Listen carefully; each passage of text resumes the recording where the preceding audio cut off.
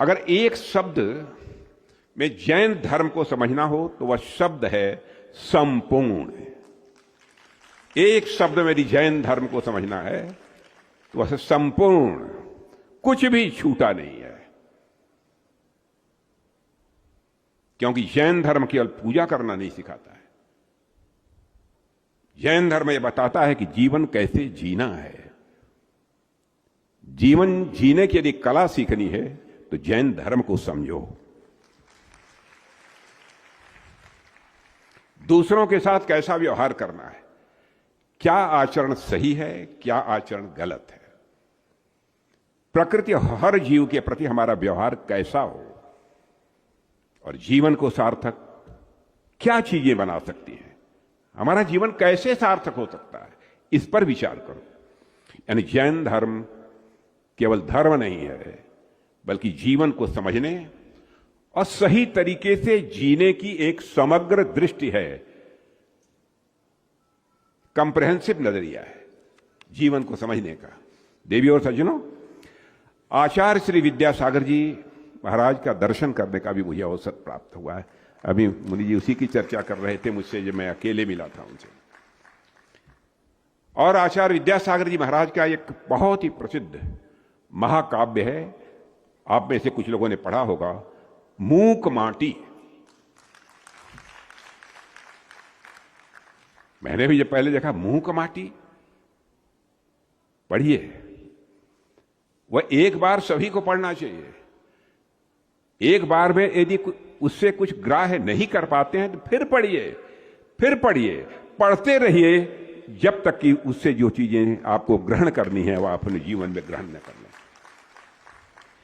उस महाकाव्य में आचार्य जी बड़ी से बड़ी बात भी बहुत सरल तरीके से लोगों को समझाने की कोशिश करते हैं। जैसे मूक माटी में एक जगह पूज्य आचार्य जी ने लिखा है, सतयुग हो या कलयुग, बाहरी नहीं है, भीतरी घटना है यह। सत की खोज में लगी दृष्टि ही सतयुग है। सत की खोज में लगी दृष्टि ही सतयुग है, और असत विषयों में डूबी सत को असत मानने वाली दृष्टि स्वयं में कलयुग है। आप सोचिए, आप कल्पना करिए कि कितनी गहरी बात है। सतयुग और कलयुग सिर्फ समय के दो कालखंड नहीं है। सतयुग और कलयुग यह समय के केवल दो कालखंड नहीं है, यह हमारे मन और हमारी सोच की स्थिति भी है।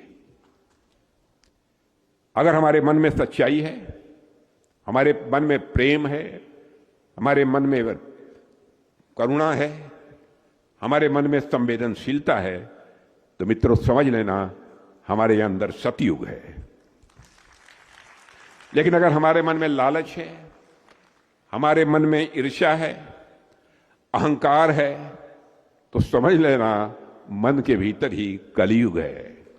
कलयुग देखने के लिए प्रयत्न करने की आवश्यकता नहीं है, सतयुग को समझने के लिए आवश्यकता नहीं, इतना ही पर्याप्त है। इसे हम भक्त प्रहलाद के उदाहरण से भी अच्छी तरह समझ सकते हैं। भक्त प्रहलाद का जन्म सतयुग में हुआ और उनके मन में भगवान विष्णु की अगाध भक्ति थी, अगाध भक्ति थी और सच्चाई थी, इसलिए उनके भीतर भी सतयुग था। वहीं दूसरी ओर भक्त प्रहलाद के पिता हिरण्यकश्यप के मन में अहंकार और क्रोध था, इसलिए भले ही हिरण्यकश्यप का जन्म सतयुग में हुआ था, लेकिन उनके मन में कलयुग ही था। इसलिए अगर युग बदलना हो या समाज बदलना हो तो उसका सबसे पहला कदम है अपने भीतर के युग या मन को बदल लो। जब चाहोगे सतयुग मिल जाएगा, जब चाहोगे कलयुग मिल जाएगा। अगर हर व्यक्ति अपने सोच को सही कर ले तो समाज अपने आप में बेहतर हो जाएगा।